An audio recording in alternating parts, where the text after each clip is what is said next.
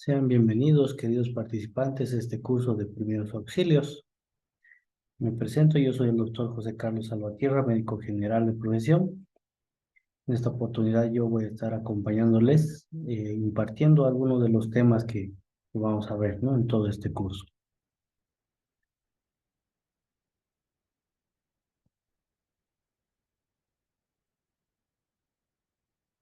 Para tener una definición de lo que son los primeros auxilios, debemos saber o tomar en cuenta que los primeros auxilios son esos cuidados o esa ayuda necesaria que se le da a una persona que ha sufrido un determinado accidente, ¿no? En definitiva, estos cuidados deben ser de manera inmediata, deben ser adecuados y de ciertamente provisionales, ¿no? Hasta que llegue el personal ya médico especializado o adecuado para seguir con la atención de la persona herida. Existe sí un protocolo de actuación para lo que son los primeros auxilios, ¿no? Dentro de este protocolo, en primer lugar, está siempre que nosotros vayamos a atender a una persona es no perder la calma, ¿no? Estar siempre tranquilos ante la situación, ante la emergencia.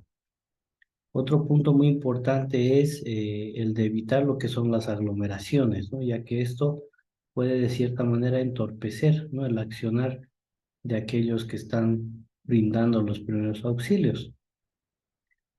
Otro punto dentro de lo que es el protocolo de actuación es el de no dar de inmediato bebidas o comida, ¿no? A aquellas personas que se han accidentado o alguna medicación sin antes haber sido evaluados, ¿no? Primero tenemos que evaluar a las personas, determinar qué posibles diagnósticos tienen para luego iniciar un tratamiento adecuado.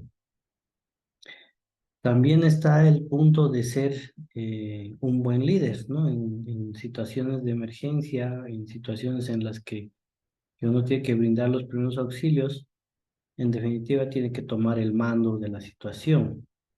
Tiene que saber tratar con un equipo de personas, tiene que determinar el poder darles alguna actividad o delegar alguna función, ¿no? Como por ejemplo que la persona que también sepa un poco más de primeros auxilios se quede con él, que otra persona vaya por el botiquín, otra persona que avise al servicio de emergencias o que vaya por más ayuda, otra persona que traiga una tabla espinal, ¿no? Es así como va delegando funciones y de cierta manera también evitando lo que son las aglomeraciones.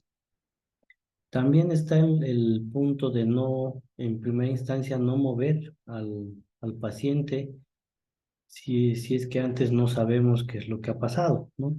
Claro que este punto sí tiene un poco de controversia, ya que esto mucho depende del escenario de la situación, ¿no? Si se tratara, por ejemplo, de un edificio en llamas, en los cuales sí tenemos que evacuar a la persona que esté inconsciente, sí tenemos que moverla, ¿no? Sin, sin antes haberla evaluado, ¿no? En este caso, ¿por qué? Porque está corriendo en riesgo la vida del que está brindando los primeros auxilios o el rescatista y la vida del paciente. Entonces, ahí sale un poquito de margen, ¿no? Esta situación. Y otro punto también muy importante es el de ganarse la confianza de los pacientes, ¿no? Y esto más que todo cuando se trata de los niños, ¿no? Es decir, brindarles esa confianza, explicarles qué es lo que ha podido pasar, explicarles qué es lo que le vamos a hacer para que de cierta manera ellos nos dejen realizar una buena valoración, ¿no? Entonces, estos son los 6 puntos principales para una buena actuación de aplicación del protocolo de primeros auxilios. Ante cualquier accidente, tenemos que una mnemotecnia, ¿no? Lo que es el PAS, el proteger, el avisar y el socorrer. Son procedimientos muy importantes que debemos de tener en cuenta en cualquier accidente, ¿no? Dentro de lo que es el proteger, es prácticamente evaluar, ¿no? La escena donde ha ocurrido el accidente, que es en general la primera acción que debemos de realizar, ¿no? Como brindadores de primeros auxilios, para garantizar la integridad física de uno mismo y del resto de los pacientes, ¿no? Es así que, por ejemplo, tenemos la primera imagen, ¿no? Presumimos que es un accidente de tránsito donde existe unas 8 víctimas aproximadamente, sí otras personas que ya están brindando los primeros auxilios, pero si no hacen una buena valoración de la escena, se podría pensar que ese auto podría iniciar fuego o estallar, ¿no? Por el combustible, y en vez de ayudar a 8 personas, vamos a tener que ayudar a más personas, ¿no? Entonces siempre hay que evaluar el escenario, ver si esa escena es segura o no. Si fuera una escena insegura, bueno, tenemos que alejar a las personas a un lugar más seguro, ¿no? Para continuar con la atención o brindando las evaluaciones correspondientes, ¿no? En una segunda imagen tenemos un embarrancamiento de una movilidad particular con dos, dos personas, sí un equipo de rescatistas que está realizando lo que es la extracción o la extricación de estos dos pacientes, ¿no? En definitiva, debería de evaluarse también esta situación porque solo se debería de requerir las personas necesarias, ¿no? Otras personas pueden interrumpir, pueden obstaculizar las maniobras que puedan hacer algunos de los rescatistas o inclusive pueden sufrir también algún daño si es que este auto puede descender aún más, ¿no? Embarrancarse aún más, entonces habría más heridos. Es por eso que solo se requeriría el personal en cantidad necesaria hasta retirar a las personas ocupantes del vehículo a un lugar más seguro para realizar una evaluación y brindar los primeros auxilios. Para el tema de avisar o llamar, ¿no? Por lo general, cuando nosotros presenciamos o vemos algún accidente o tenemos conocimiento de algún accidente, sí se recomienda comunicarse con el servicio de emergencias, ¿no? Y en específico darles 3 puntos importantes, ¿no? El lugar del accidente, un lugar preciso, si se trata de un cruce de calles, rotondas, darles algún punto de referencia en lo posible, ¿no? Temas de restaurantes, alguna iglesia cerca, ¿para qué? Para que de esta manera se oriente más rápido el servicio de emergencias y llegue lo más antes posible, ¿no? También es muy importante hacerles o darles a conocer la cantidad de pacientes o víctimas que están involucradas en el accidente, ¿no? Porque dependiendo del número de pacientes, también depende muchas veces la cantidad de insumos que uno vaya a requerir o si es que va a requerir mayor cantidad de personal, ¿no? Para colaborar a las víctimas. Y otro punto también muy importante es el de tratar de describir el tipo de accidente que uno ha podido presenciar o está viendo o ha sufrido, ¿no? Si se trata de heridas, si se trata de una quemadura, si se trata de una caída de altura, si es un accidente de tránsito, un derrumbe, si se trata de picaduras, ¿no? Por serpientes, por ejemplo. Esto hace o ayuda más que todo al servicio de emergencias a antelarse a algunas situaciones y estar realmente preparados o ya pensando en posibles diagnósticos que pueda encontrar, ¿no? Y ya cuando se trata de la última letra, lo que es el socorrer, bueno, prácticamente lo que se hace es valorar estos 3 puntos importantes, ¿no? Lo que es el estado de conciencia, la respiración del paciente y determinar si la persona tiene pulso o no. Esos 3 puntos importantes son los que se debe tomar en cuenta.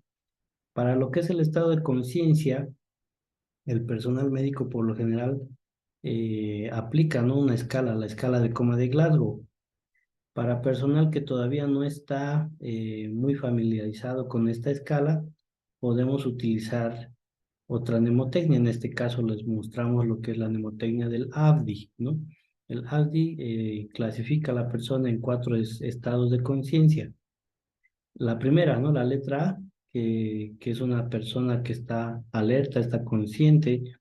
Una vez que uno ingresa al escenario o a la escena, existe un contacto visual, ¿no? Del paciente, inclusive a cualquier pregunta que se le haga, el paciente va a estar respondiéndonos de manera adecuada, ¿no? La letra B, un estado de conciencia con respuesta verbal. Esta persona ya puede ser que esté echada o sentada con los ojos cerrados y recién cuando nosotros hacemos un estímulo de preguntas, ahí recién obtenemos nosotros una respuesta, ¿no? Ese es un estado de conciencia verbal. Un estado de conciencia al dolor, ¿no? Cuando la persona puede estar recostada o sentada, eh, y pese a que nosotros comenzamos con algunas preguntas, por lo general, si conocemos a la persona, le llamamos por el nombre, o si no, si le preguntamos si está bien. Si no tenemos ninguna respuesta, tenemos que generar un estímulo doloroso, ¿no? Por lo general, el estímulo doloroso lo aplicamos a nivel del hueso esternón, ¿no? Acá en el medio del pecho, con una compresión. Otro lugar o otro punto doloroso donde nosotros podemos aplicar es en los lechos unguiales, ¿no? Aplicando una presión con algún objeto, un bolígrafo, eso puede generarnos también un poco de dolor. Otro punto también, el cual podemos valorar es a nivel del ángulo de la mandíbula, ¿no? En este nivel, si nosotros nos presionamos con un poco de fuerza, vamos a generarnos un poco de dolor, ¿no? Entonces, ¿cuál es la respuesta que nosotros esperaríamos?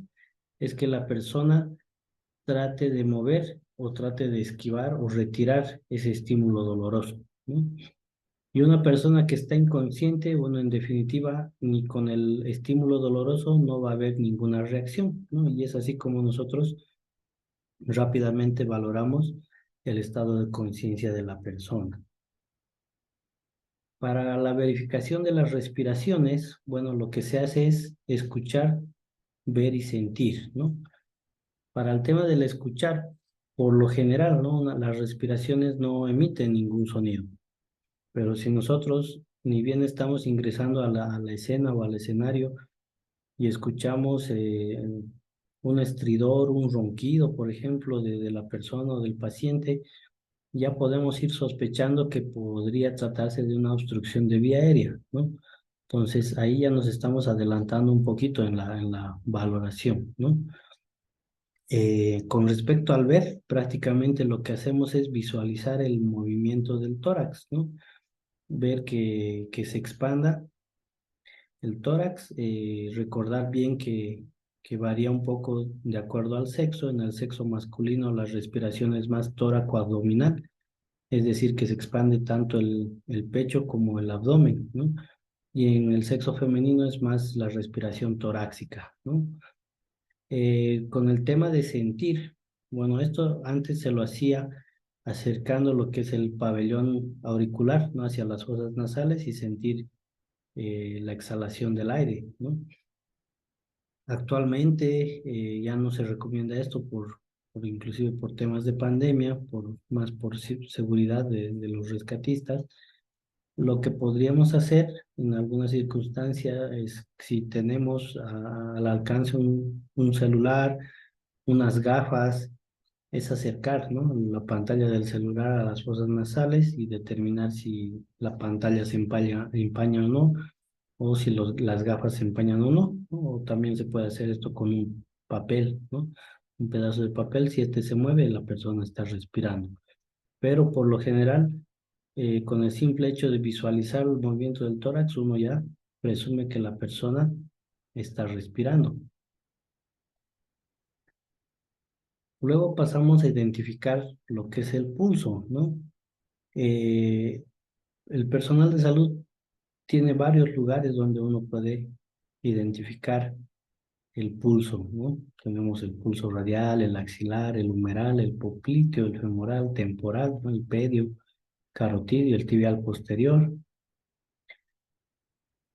Para personas que no están todavía muy familiarizadas o también ya recomendaciones de programas internacionales, por ejemplo, para la toma del pulso en niños y en personas adultas, lo que se recomienda es el pulso carotidio, ¿no? El que está en la imagen que vemos nosotros.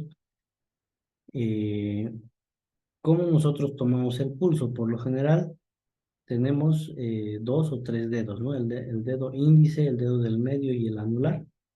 Entonces, ¿qué es lo que se hace? Con esos tres dedos nosotros hacemos, con el dedo índice y el dedo anular, nosotros hacemos una compresión, ¿no? Sobre el lugar donde está direccionada la arteria en este caso. Y con el dedo del medio es el que va a ir a sentir o a palpar el pulso, ¿no? Eso es lo que se debe de hacer. O lo podemos hacer también si ya somos un poco más expertos con dos dedos, ¿no? De igual manera. Entonces vamos sintiendo el pulso. En los más pequeñitos, en los lactantes, lo que se recomienda es el pulso braquial o el pulso humeral, ¿no? En los más pequeñitos, ¿por qué? Más que todo por el tema eh, de tamaño, ¿no? Tamaño de los dedos del que va a palpar el pulso. eh, el cuello del lactante es más pequeño, entonces ahí podríamos tener una dificultad, mientras que en esos dos puntos o en esos dos accesos, en el lugar del canal humeral o en el pulso braquial, bueno, ahí tenemos mayor accesibilidad y podemos sentir más fácilmente el pulso de los lactantes.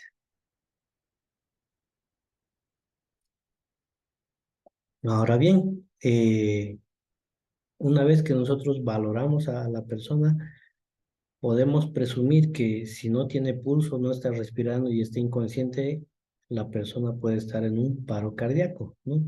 Y en definitiva, tenemos que aplicar, ¿no? Cierto tipo de conocimientos para reanimar a esta persona. Estos son las técnicas de lo que es el RCP básico o lo que es la reanimación cardiopulmonar básica, ¿no? Para ayudar prácticamente a salvar las vidas. Aquí vamos a repasar un poco lo que es la secuencia de la reanimación cardiopulmonar aconsejada, ¿no? Tanto en nuestros protocolos nacionales que se rigen también por protocolos internacionales, ¿no? Siempre tener en cuenta que aparte del cuidado de la valoración de la escena, del cuidado de nosotros mismos, de nuestra integridad, también tenemos que velar por tener, ¿no? Equipos de bioseguridad, ¿no? Tema del barbijo, tema de protectores visuales o guantes, ¿no? Que es lo mínimo necesario que podríamos nosotros utilizar para brindar los primeros auxilios o atender a cualquier paciente, ¿no? Recordemos bien que existen algunas enfermedades que pueden transmitirse por vía aérea, mm, no solo la enfermedad de COVID, tenemos la tuberculosis, por ejemplo, eh, enfermedades que pueden transmitirse por contacto con la sangre, ¿no? El VIH, el tema de una hepatitis B, por ejemplo, que ponen en riesgo también nuestra integridad, ¿no? Y es por eso que tenemos que tener estos dispositivos o este equipo de bioseguridad a disponibilidad, ¿no? Ahora, si es que no tuviéramos estos equipos o estos insumos y nosotros estuviéramos en contacto con la sangre, tenemos que avisar, ¿no? En definitiva, rápidamente para que se active otro protocolo de pesquisa de esas enfermedades en nosotros mismos, ¿no? Y que de esa manera nos vayamos cuidando también. ¿Qué es el paro cardiorrespiratorio? Prácticamente el paro cardiorrespiratorio es una situación inesperada, pero que potencialmente es reversible si nosotros sabemos actuar, ¿no? De manera inmediata y eficazmente. En definitiva,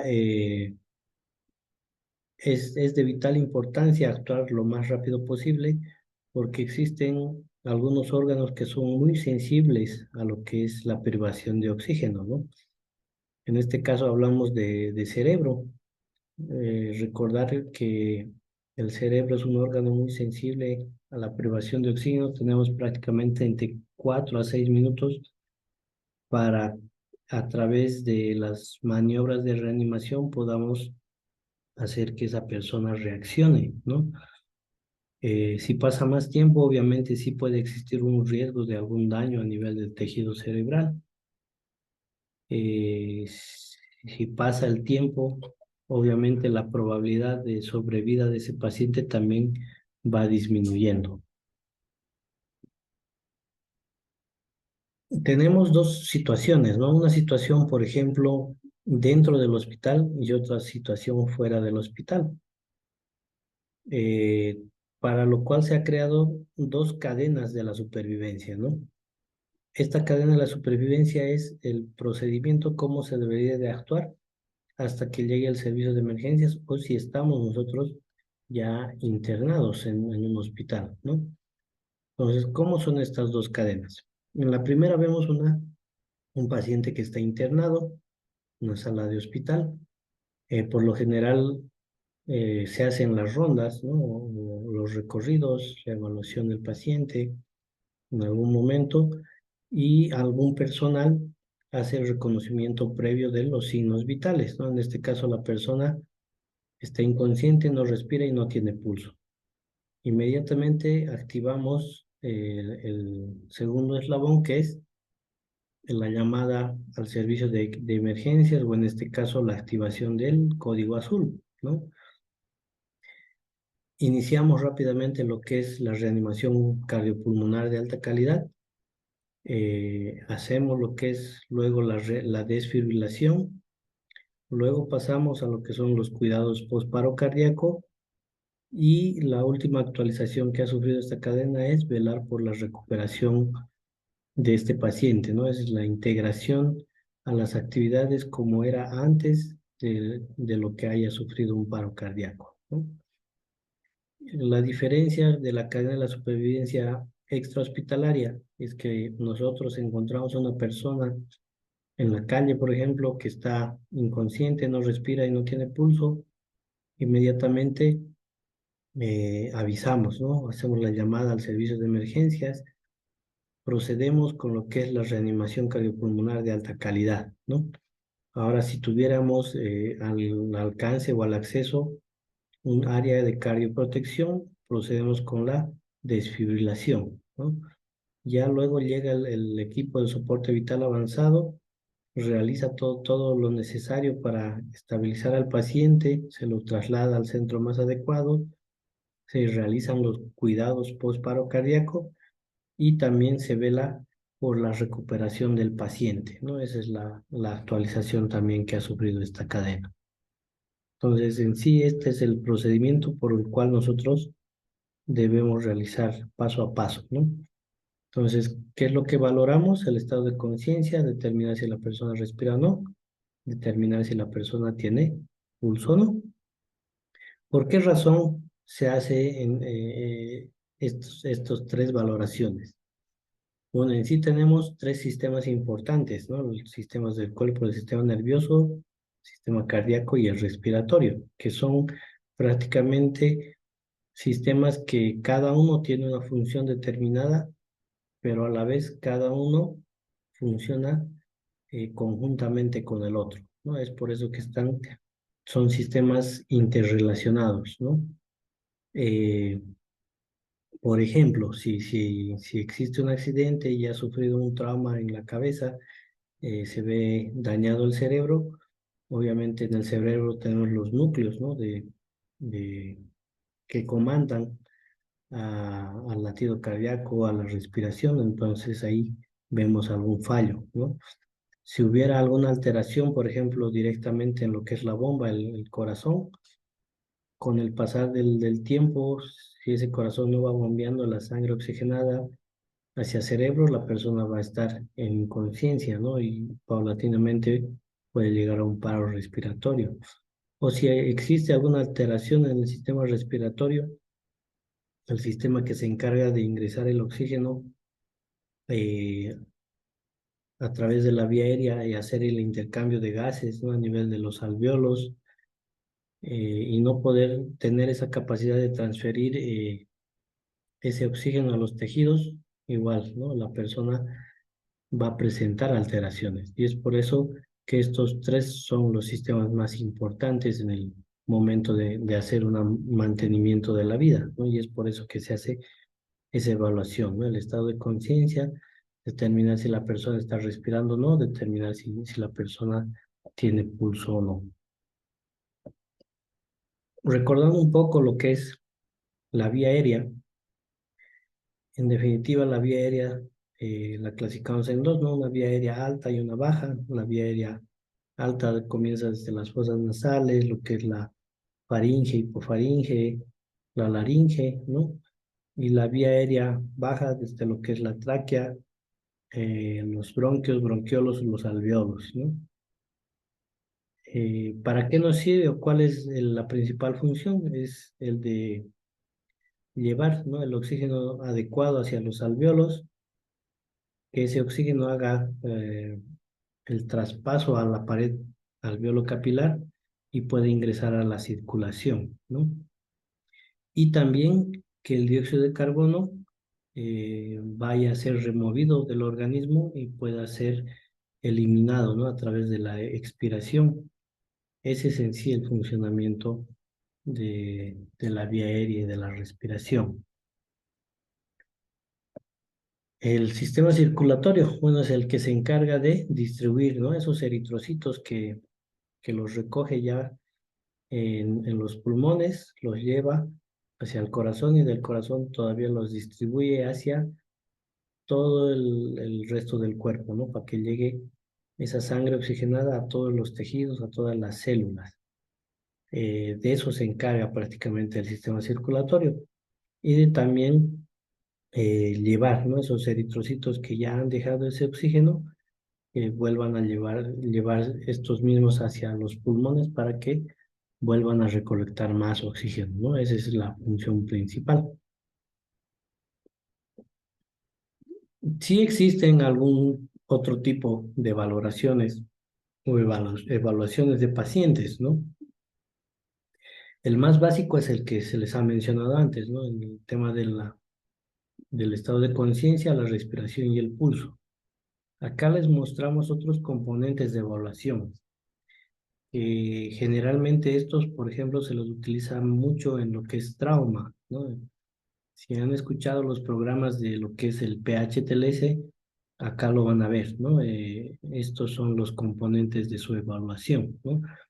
En primer lugar, lo que es la letra X, que es el control de esas hemorragias exsanguinantes, ¿no? ¿Por qué razón? Porque al controlar una hemorragia exsanguinante evitamos que se pierdan los glóbulos rojos, ¿no? Que son los encargados de llevar el oxígeno a los tejidos, ¿no? Y es por esa razón que ahora se vela por detener primero las hemorragias exsanguinantes, luego determinar la vía aérea, si es una vía aérea permeable o no está permeable, luego verificar la respiración, ¿no?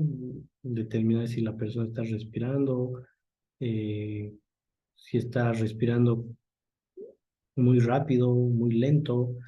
Con el tema de la circulación, se evalúa la coloración de la piel, el pulso, si es una piel fría, una piel caliente, si existe un llenado capilar, ¿no? En los lechos unguiales, eh, si hay una sudoración, ¿no? Eso nos va llevando a algunos otros diagnósticos.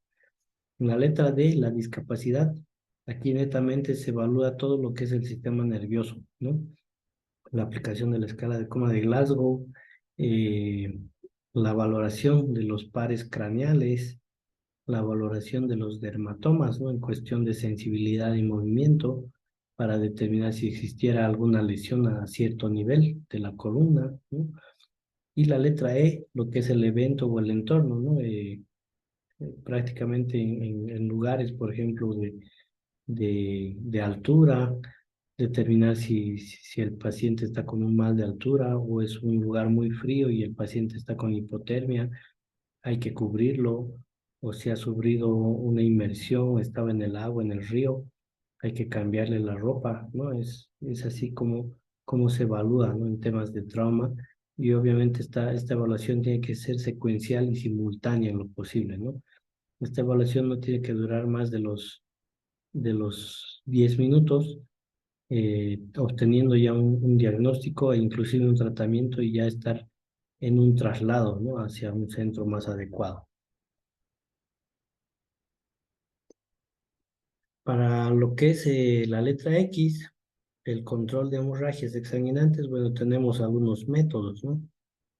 Métodos que se pueden utilizar en algún momento, como la compresión directa, un empaquetamiento, la utilización de ciertos dispositivos como los torniquetes, un cinturón pélvico, que nos pueden ayudar a contener esa hemorragia evidente o exsanguinante, ¿no?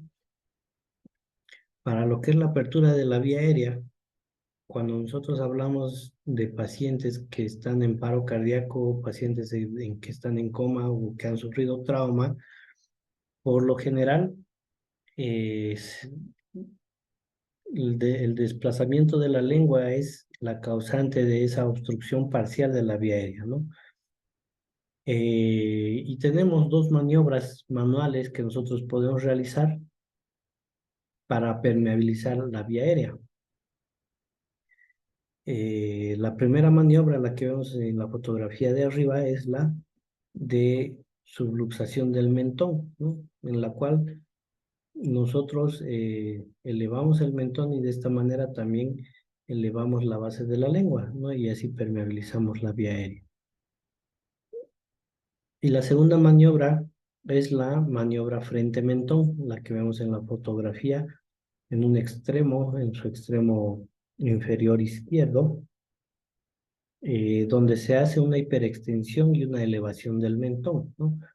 Aquí sí hay que tener mucho cuidado con esta maniobra, ya que esta no se la podría utilizar si nosotros estamos pensando que el paciente pueda tener una lesión a nivel de cuello o columna, ¿no? Ya que podríamos lesionar mucho más. En ese caso solo podemos utilizar la primera maniobra, ¿no? La de tracción mandibular o subluxación del mentón.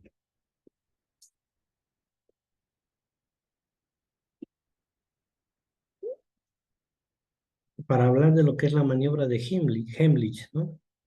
Mm, por lo general, ¿no? Una persona que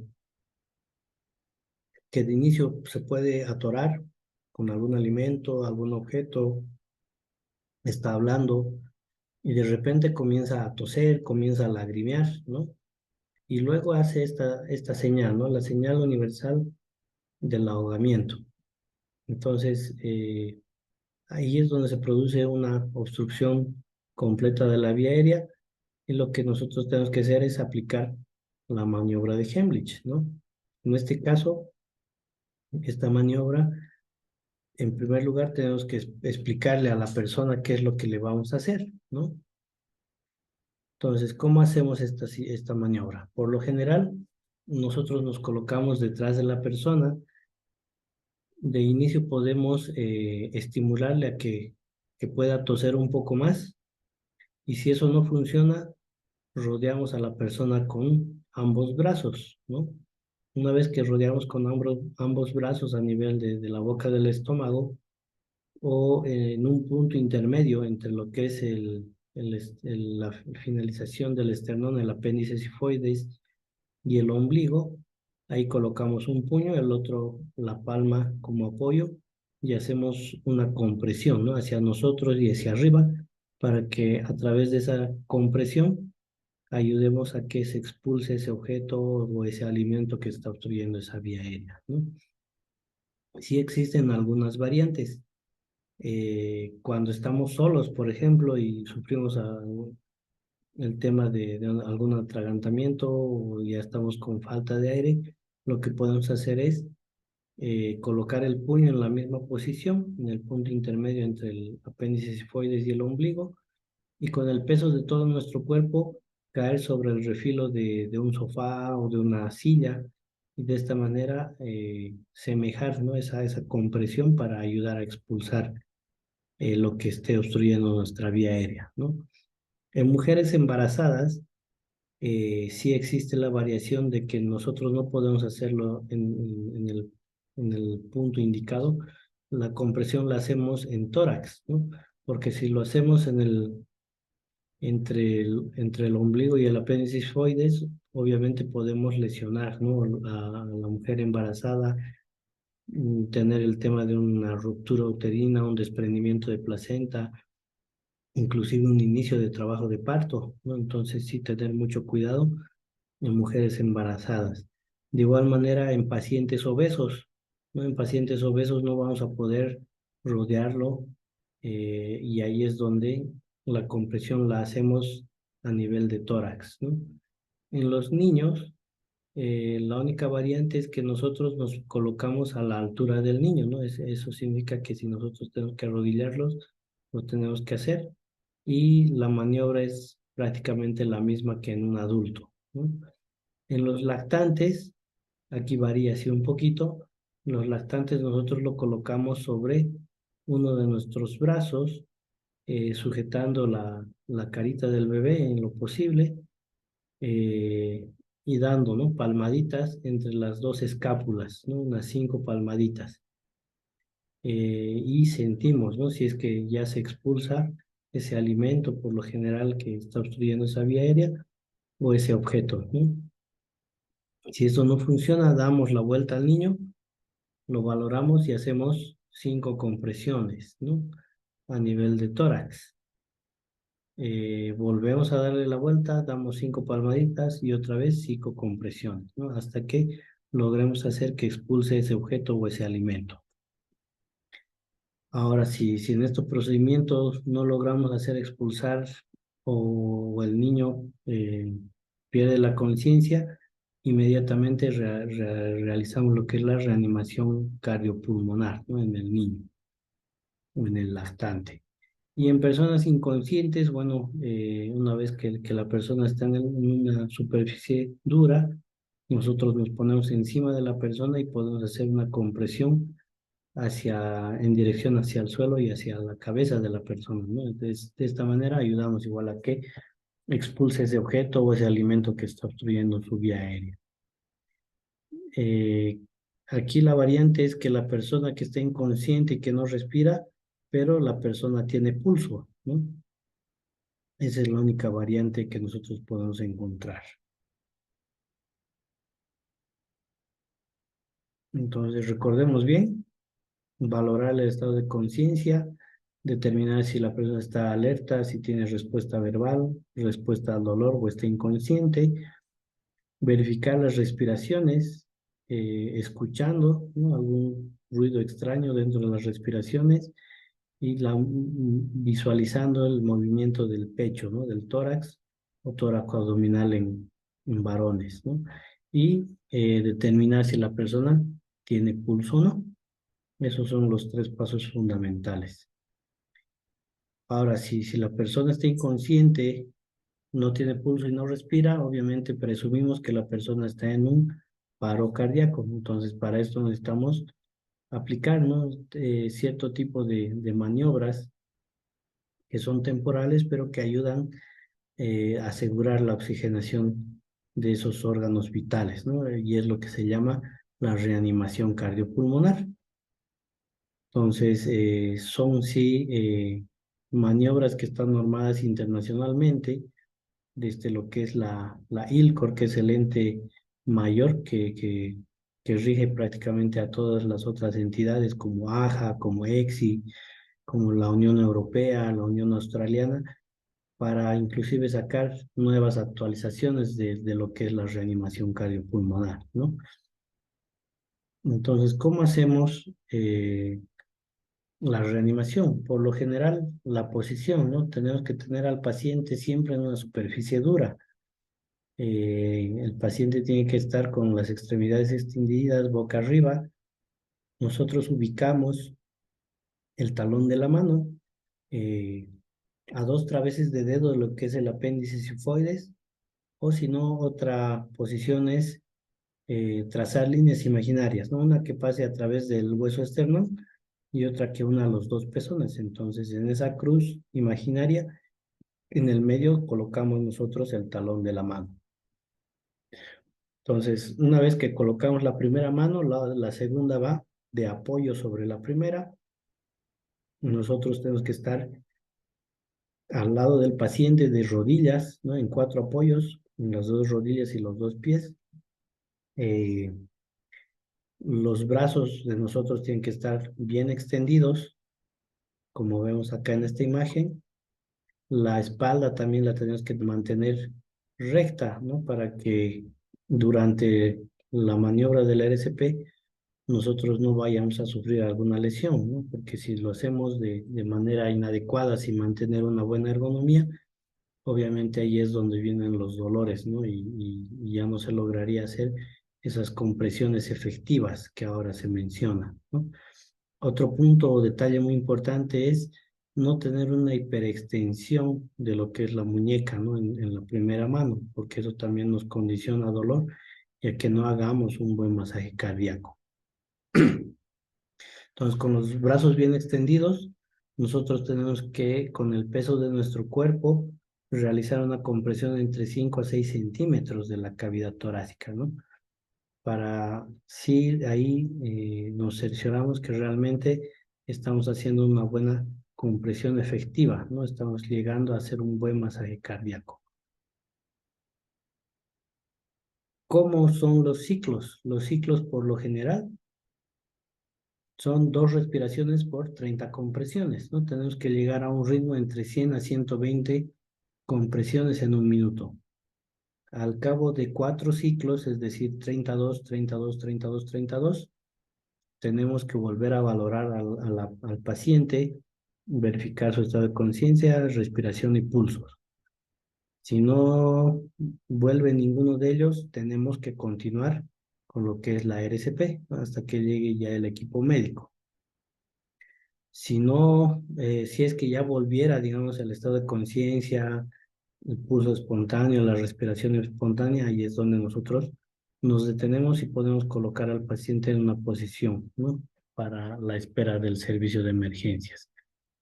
Para el tema de las respiraciones, en lo que es el RCP, podemos tener al alcance, ¿no? Algún cierto tipo de insumos, por ejemplo, las mascarillas eh, portátiles de RCP, lo que es el BBM o la bolsa mascarilla eh, para aportar, ¿no? Esas ventilaciones en algún caso, ¿no? Ya no se recomienda tampoco hacer lo que es la respiración boca a boca, ¿no?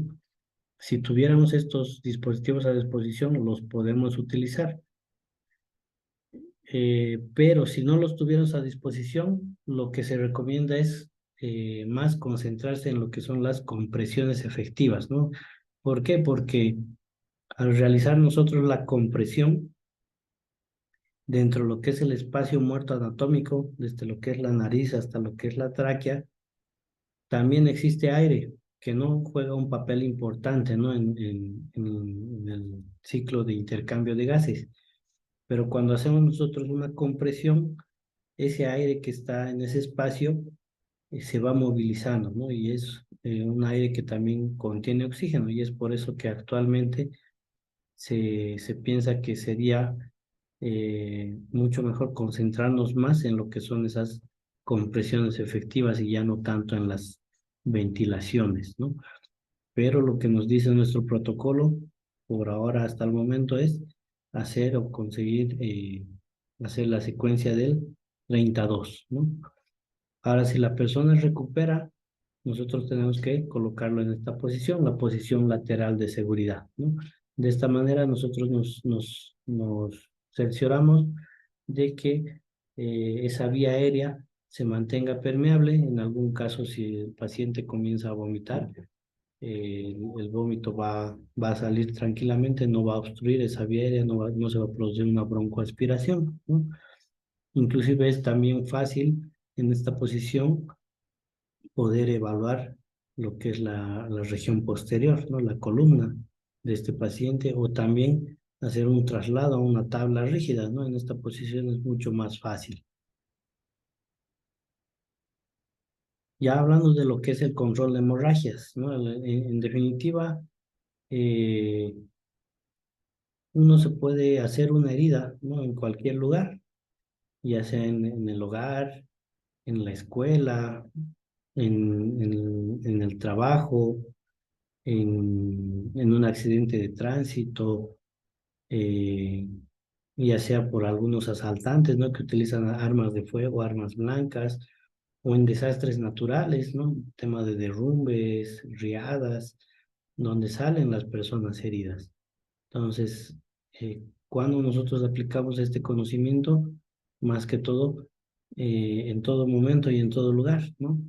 Entonces, el objetivo para hacer un buen control de la hemorragia es localizar, ¿no? De dónde viene ese sangrado, dónde está, dónde es la región del sangrado. Y el otro objetivo importante es detener ese sangrado, ¿no?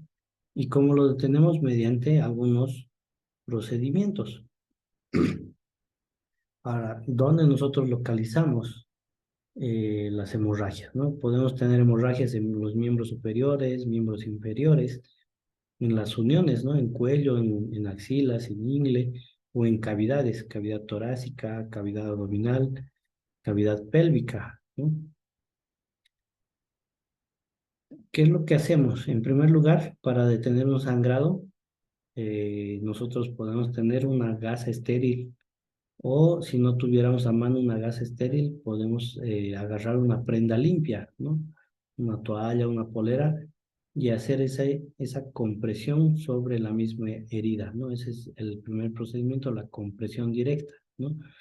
Este procedimiento lo tenemos que hacer entre unos 5 a 10 minutos para detener, ¿no? Efectivamente un sangrado.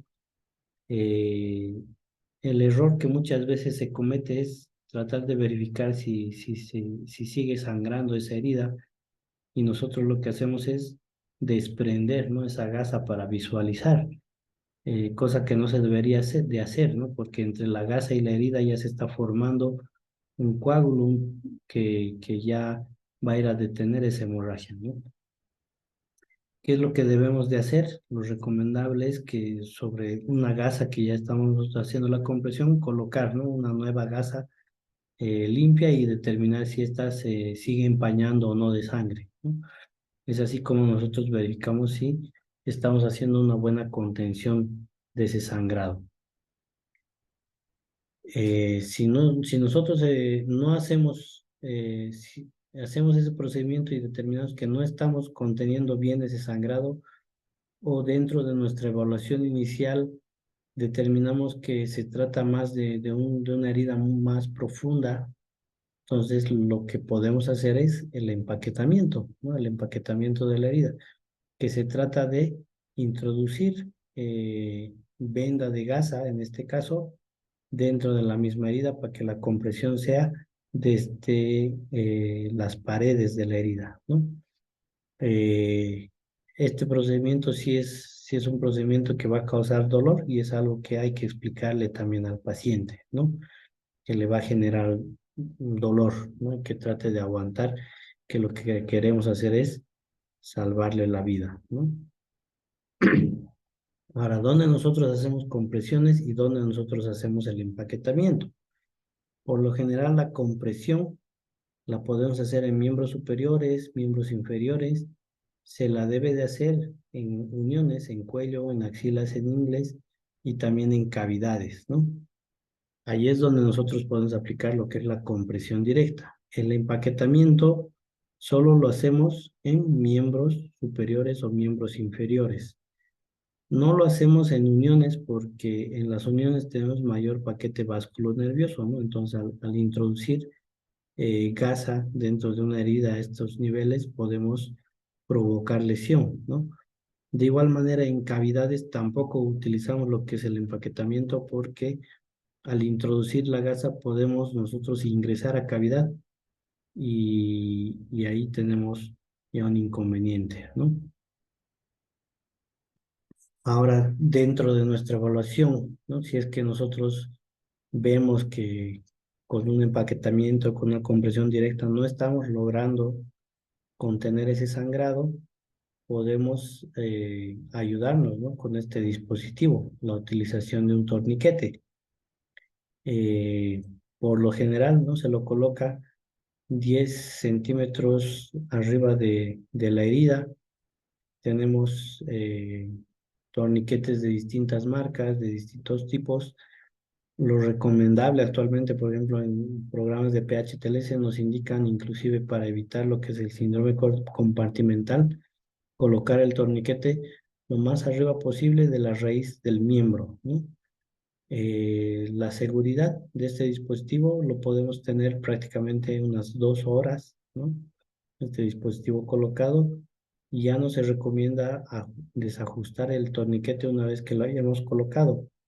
¿Por qué? Porque ya en la herida se está formando ese coágulo, ¿no? Si nosotros aflojamos el torniquete, obviamente ese tapón que se está generando se va a desprender y la hemorragia va a volver a continuar, ¿no? Entonces, no es recomendable desajustar los torniquetes.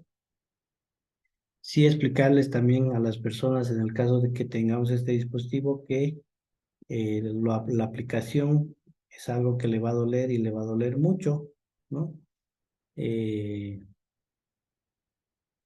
También explicarles que en el caso de que sea más de 2 horas, ¿no? Que tengamos que colocarles el torniquete, que puede existir la pérdida de un miembro, ¿no? En este caso, miembro superior, miembro inferior, pero lo que nos está interesando en este momento es salvarle la vida, ¿no? Evitar que siga sangrando. Ese es en sí nuestro objetivo, ¿no? Con el tema de fracturas, bueno, eh, en sí el concepto de lo que son las fracturas son esas soluciones de continuidad, ¿no? Que se originan en los huesos a consecuencia de ciertos mecanismos, golpes, fuerzas o tracciones, ¿no? Cuya intensidad va a superar lo que es la elasticidad del hueso, y ahí es donde se produce la fractura, ¿no? Tenemos, sí, varias causas, ¿no? Causas como caídas desde una determinada altura, accidentes de tránsito, golpes directos, el maltrato, fuerzas repetitivas, ¿no? Que pueden ser las principales causas de fracturas. Y en medicina tenemos varias formas de poder clasificar una fractura, ¿no? Por ejemplo, fracturas directas, fracturas indirectas, fracturas por estrés, fracturas patológicas, por arrancamiento, ¿no? Ya sea que una persona, por ejemplo, tenga el tema de una osteoporosis, las fracturas directas, como vemos en una imagen, ¿no? De dos jugadores de fútbol, el golpe directo, fracturas indirectas, accidente de tránsito de moto o accidente vehicular que va a golpear la rodilla, pero la fractura se la evidencia más en cabeza de fémur, ¿no? Fracturas por arrancamiento, o cuando existe una hiperextensión de alguna de las articulaciones, fracturas por estrés o sobrecarga, esto generalmente en pacientes que pueden estar trotando o corriendo y sufren este tipo de fracturas, ¿no? Otro tipo de clasificación la tenemos por el número de fragmentos, por lo general, ¿no? Fracturas simples de un solo hueso o de un solo lugar, ¿no? Fracturas dobles en el mismo hueso, podemos tener dos lugares fracturados, fracturas con minuta, ¿no? O fracturas con múltiples fragmentos. También tenemos una clasificación según el desplazamiento, ¿no? Fracturas que no están desplazadas, fracturas que sí han sufrido un desplazamiento, fracturas que han sido impactadas. Según la extensión, puede ser una fractura parcial, eh, puede ser una fractura completa, puede existir una depresión, puede haber una muesca, una fractura en tallo verde. Podemos también tener una clasificación de acuerdo a la relación del medio externo en fracturas cerradas y fracturas abiertas, ¿no? O expuestas. ¿Cómo nosotros identificamos una fractura?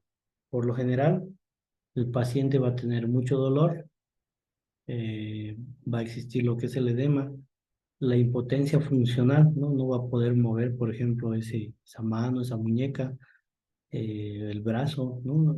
Va a haber un entumecimiento, un hormigueo, evidentemente va a haber una deformidad, puede existir lo que es un crépito, ¿no? Un sonido cuando nosotros hacemos una palpación.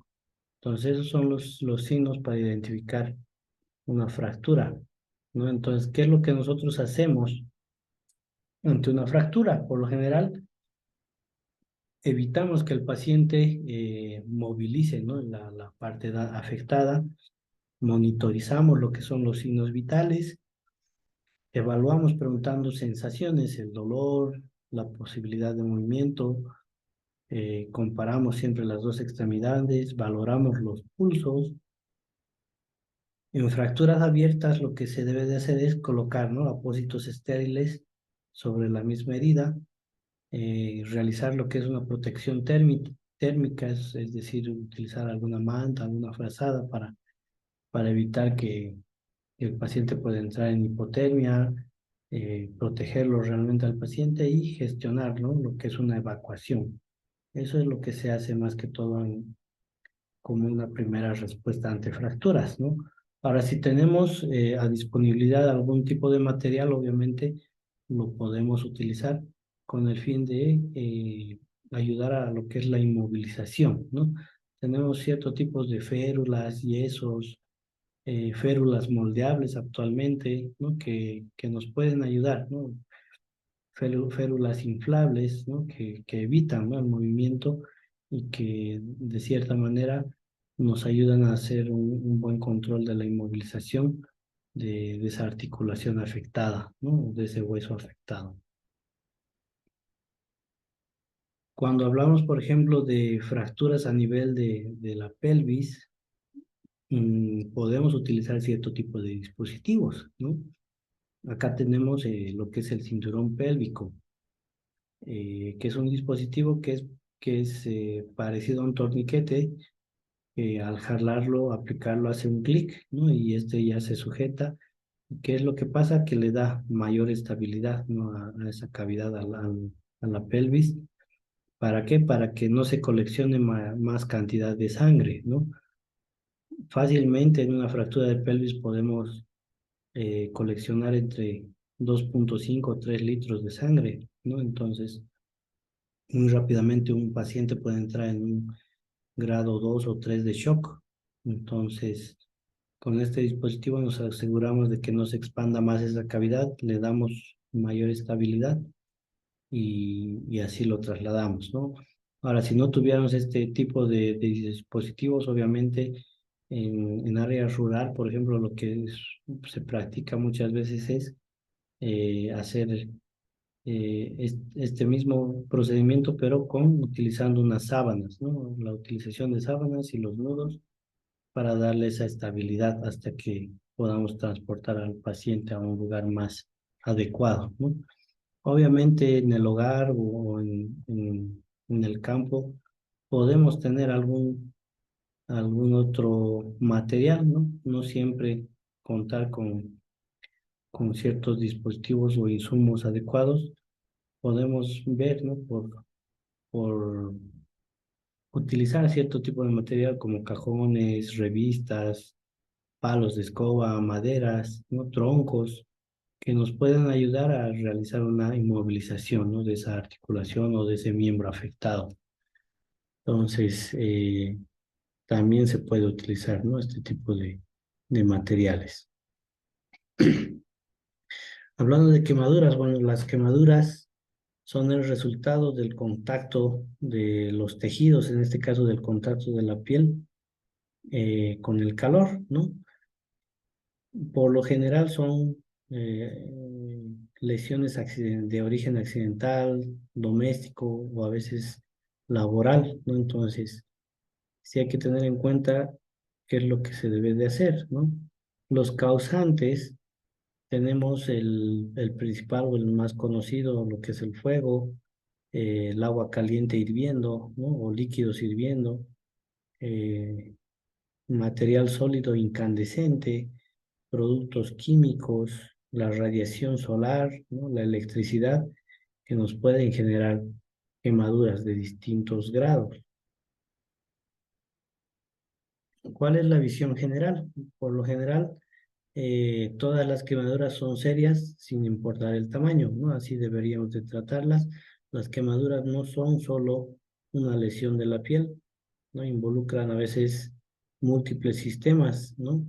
Bien sabemos que la piel es ese órgano que se encarga de la termorregulación del cuerpo, ¿no? Entonces, es ahí muy importante, por eso velar cuando tenemos pacientes quemados. La inhalación del humo puede ser mortal, ¿no? Puede generar inclusive el tema de un edema a nivel de vías respiratorias, que la persona tenga una obstrucción de vía aérea, esté quemada, obviamente es más peligroso, ¿no? Niños representan hasta el 20% de víctimas de quemaduras. Sí, porque son por lo general, ¿no? De causa accidental en la casa, pero sí también hay que considerar la posibilidad de que pueda tratarse de lo que es el abuso infantil, ¿no? Que por alguna ocasión, si nosotros valoramos bien una quemadura, cuando se trata del abuso infantil, tenemos, ¿no? Que ya sea la imagen o la lesión en forma de guante o de un calcetín, ¿no? ¿Por qué? Porque se le introduce a la fuerza, ¿no? En todo el piecito o toda la mano o hirviendo, ¿no? Tenemos esas lesiones características prácticamente en lo que es el maltrato infantil, ¿no? ¿Cómo evaluamos nosotros el tema de quemaduras? Bueno, de acuerdo a la profundidad de la lesión, determinamos si es superficial, una quemadura de primer grado. Si es una quemadura de espesor parcial, ya es de segundo grado, donde aquí ya puede tener la aparición de lo que son las flictenas, ¿no? Las ampollas, eh, un compromiso del espesor total, que ya puede ser un tercer o un cuarto grado, ¿no? Llegar a lo que es tejido celular subcutáneo o inclusive abarcar músculo, ¿no? O hueso. La profundidad de la quemadura puede evolucionar, obviamente, con el tiempo. También puede evolucionar si es que nosotros seguimos en contacto con esa superficie caliente o si le aplicamos una, una superficie muy fría para tratar de enfriar la misma, también podemos generar, ¿no? Quemaduras. Entonces, sí hay que tener mucho cuidado. Entonces, de acuerdo a la evaluación que nosotros podamos tener, bueno, mm, observamos, ¿no? Quemaduras de primer, segundo, tercer, y en este caso una quemadura de cuarto grado, ¿no? Donde involucra todo el espesor de la piel, ¿no? Lo que es la epidermis, la dermis, la celular subcutáneo y también llega a porción de fascia y músculo, ¿no? En este caso. En esta otra imagen, por ejemplo, un paciente quemado donde tiene quemaduras de distinto espesor, ¿no? Un espesor superficial en el mentón, quemaduras de espesor parcial en el pecho, en el abdomen, quemaduras de espesor total, ¿no? En el brazo. Entonces, así es como nosotros encontramos a los pacientes con varios tipos de quemaduras de acuerdo a su espesor, ¿no?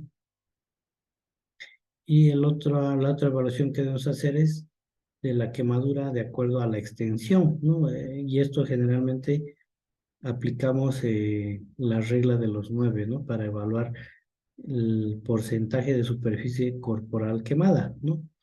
En los lactantes, por ejemplo, y en los niños, ¿no? El pecho y abdomen abarca un 18%, eh, el pubis un 1%, en los lactantes, los brazos o miembro superior es un 9%, la cabeza es 1%, la espalda es igual 18% y la del miembro inferior 13,5%, ¿no?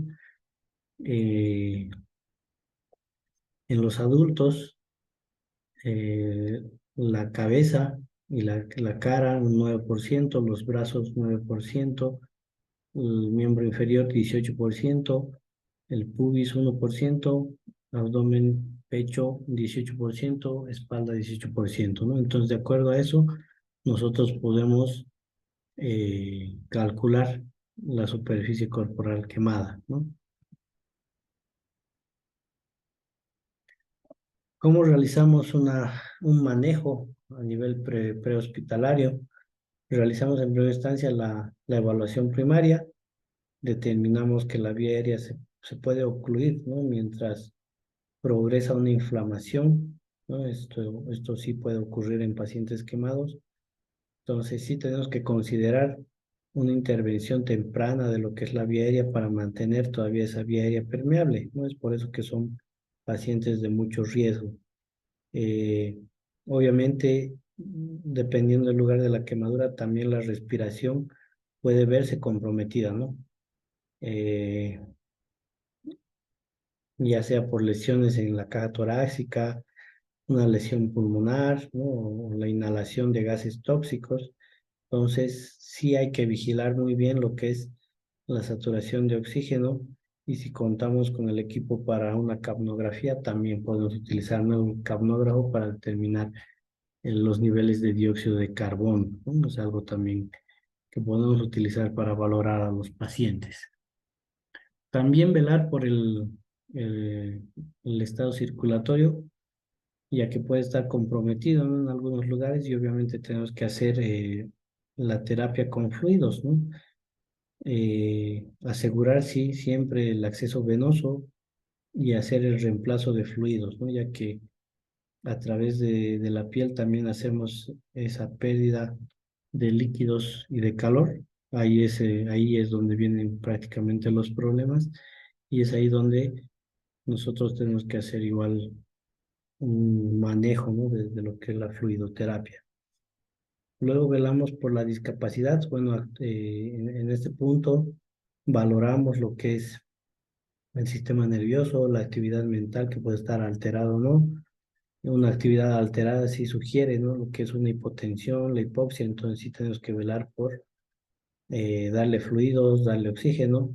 Y en cuanto a la exposición, obviamente es eh, mantenerlo cubierto, ¿no? Cubrir siempre al paciente una vez que terminamos la evaluación y dentro del mismo traslado, ¿no? Ya que el estar el paciente quemado, expuesto, obviamente le va a generar más dolor, ¿no?, al medio ambiente. Es como, imagínense sentir el dolor de muelas, ¿no? Pero maximizado en toda la extensión del cuerpo. Es así más o menos como uno siente una quemadura, ¿no?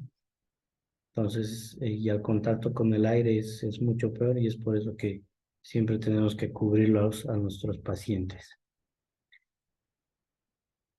Sí tenemos que hacer la terapia específica de la quemadura.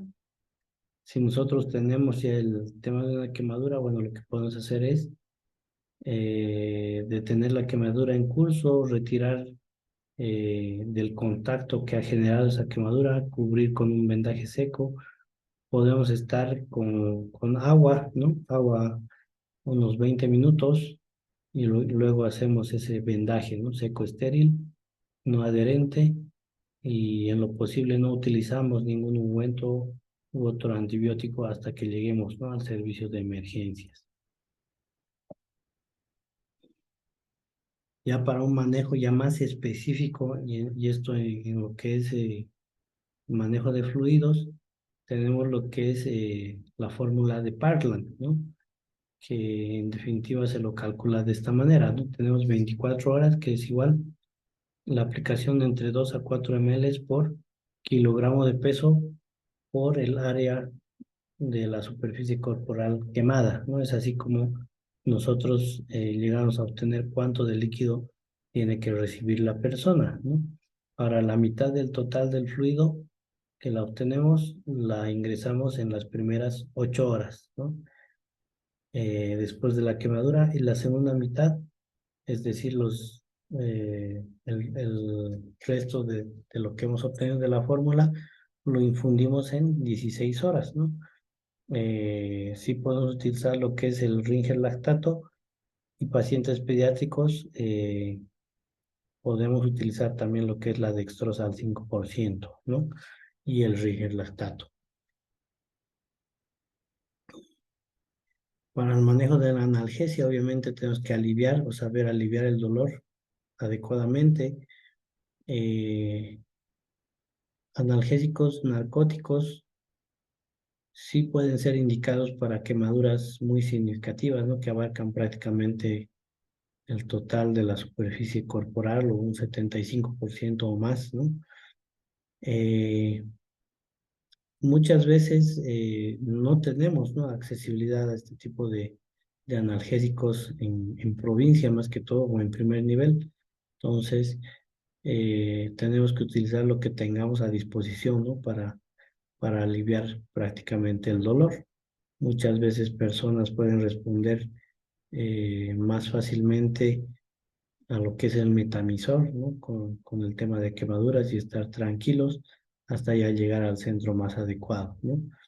El hielo no es un analgésico apropiado. eh, Uno, que nos lleva a la hipotermia. Dos, que al ser una sustancia que está congelada, también nos puede provocar un tema de lesión, ¿no? Un tema de seguir con una quemadura, pero esta vez no por calor, sino por frío. Y esto puede incrementar aún más el tamaño y la profundidad de la quemadura, ¿no? Y por último es el de velar la transportación al centro más específico, el centro de quemaduras, ¿no? En la necesidad de un transporte extendido o retrasado, bueno, la necesidad es el de proporcionar el cuidado que nosotros hagamos a nuestro paciente, pero por un periodo más extendido, ¿no? Tenemos que ser precavidos, vigilar siempre lo que es la hiperventilación, la sobrecarga de fluidos, la pérdida de calor corporal, y obviamente es la reevaluación continua de nuestro paciente. Desde que nosotros estamos estabilizando al paciente, salimos del lugar hasta la llegada al centro más adecuado, ¿no? Bueno, con eso habríamos concluido el curso del día de hoy, lo que es primeros auxilios. Hemos visto lo que es reanimación cardiopulmonar en adultos y niños, lo que es obstrucción de vía aérea, ¿no?, en adultos, en niños, en mujeres embarazadas, en personas obesas, tema de quemaduras, tema de fracturas, ¿no? Yo muy agradecido por la atención, felicitarlos, ¿no?, por ese interés que tienen siempre en buscar esa capacitación, o el tratar de repasar esos conocimientos que podamos nosotros transmitirles, ¿no? Bueno, yo quedo atento a cualquiera de sus preguntas y me despido hasta otra oportunidad. Muchas gracias.